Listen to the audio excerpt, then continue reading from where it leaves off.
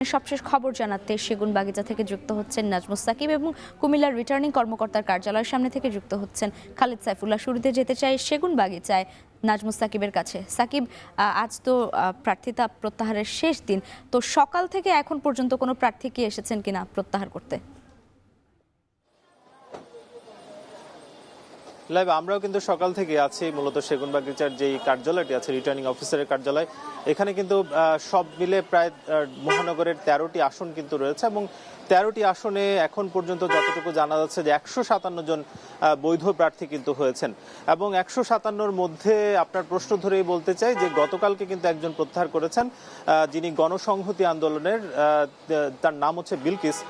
তিনি প্রত্যাহার করেছেন মূলত সংসারের ব্যস্ততার কারণে, তিনি আসলে সেটাই কিন্তু উল্লেখ করেছেন।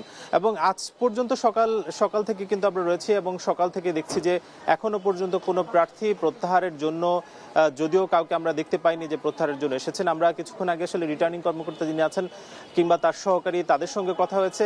তারা যেটা জানাচ্ছেন যে আজকে তারা আসলে বিকেল পর্যন্ত, যেহেতু সময় দেওয়া হয়েছে, তারাও বিকেল পর্যন্ত আসলে অপেক্ষা করবেন কোনো প্রার্থী তাদের কাছে প্রত্যাহারের জন্য আসেন কিনা এবং সেই প্রত্যাহারের পরে আসলে কতজন প্রার্থী আসলে বৈধ থাকছেন সেসব বিষয় কিন্তু জানানো হবে। একটু জানিয়ে রাখতে চাই যে সেগুনবাগিচার এই কার্যালয়টিতে ঢাকা 4 থেকে ঢাকা 18 এই আসনগুলোর মধ্যে মোট 13টি আসন কিন্তু এখানে রয়েছে এবং যার মধ্যে আমরা দেখেছি যে প্রায় 253 জন কিন্তু তারা মনোনয়ন যে ফর্ম রয়েছে সেটি নিয়েছিলেন এবং 253-র মধ্যে একটি যাচাই বাছাই শেষে সেটা শেষে 157 জন কিন্তু আসলে বৈধ হয়েছেন এবং 157-র মধ্যে যেহেতু একজন আসলে প্রত্যাহার করেছেন গতকালকে গণসংহতি আন্দোলনের, সেই প্রত্যাহারের পর আমরা এখনো পর্যন্ত হিসাবটা দেখছি যে 156 জন কিন্তু বৈধ প্রার্থী রয়েছেন। তবে সেটা আসলে কততে গিয়ে ঠেকে কিংবা শেষ পর্যন্ত কতজন আসলে বৈধ প্রার্থী থাকছেন এই 13টি আসনে, সেটা আসলে আমরা বিকেল নাগাদ জানাতে পারবো। তবে তার মধ্যে প্রার্থীকেও আসলে প্রত্যাহার করতে আসছেন কিনা সেটা আমরা পরবর্তী সংবাদে জানিয়ে দেবো। আমরা আরো খবর জানতে চাই, দেশের বিভিন্ন প্রান্তে সংবাদকর্মীরা রয়েছেন, আমরা একটু যেতে চাই কুমিল্লাতে খালেদ সাইফুল্লাহর কাছে, সেখানে কি অবস্থা একটু জানতে চাই।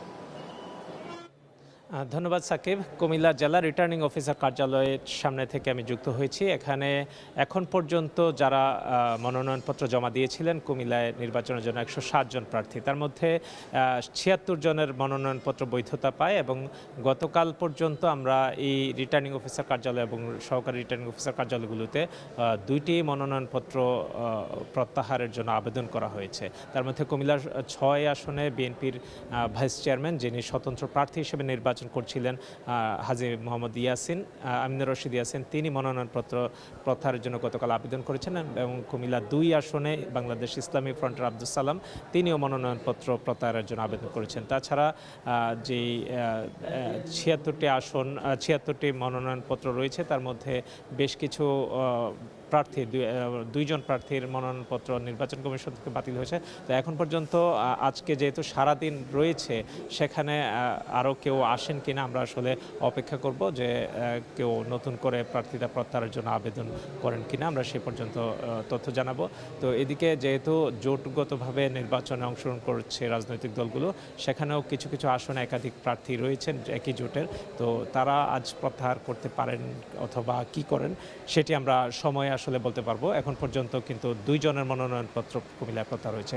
এদিকে কুমিল্লা 1 আসনে বিএনপি থেকে 2 জন মনোনয়নপত্র জমা দিয়েছিলেন প্রাথমিক সমর্থন নিয়ে, খন্দকার ডক্টর মোশাররফ হোসেন এবং তার ছেলে খন্দকার ডক্টর মারুফ। তো তার মধ্যে মনোনয়নপত্র পেয়ে দলীয় মনোনয়নপত্র চূড়ান্ত হয়েছে ডক্টর খন্দকার মোশাররফ হোসেনের। তো এখন পর্যন্ত 2টি মনোনয়নপত্র এখানে প্রত্যাহার হয়েছে। এই ছিল কুমিল্লা জেলা রিটার্নিং অফিসার কার্যালয় থেকে সবশেষ লাইভা। প্রার্থিতা প্রত্যাহারের শেষ দিনের খবর